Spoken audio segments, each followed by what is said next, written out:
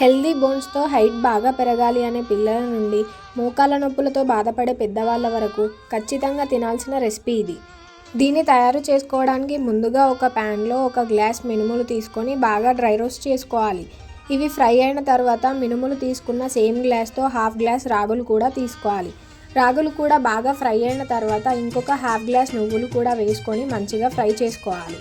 అవి చల్లగా అయిన తర్వాత మిక్సీ జార్లో వేసుకొని ఫైన్ పౌడర్ లాగా చేసుకోవాలి.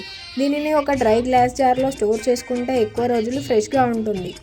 ఇప్పుడు దీన్ని ఎలా తినాలో చూద్దాం. 1 స్పూన్ బెల్లం తీసుకొని గ్లాస్ వాటర్ పోసుకొని బెల్లాన్ని కరిగించుకోవాలి.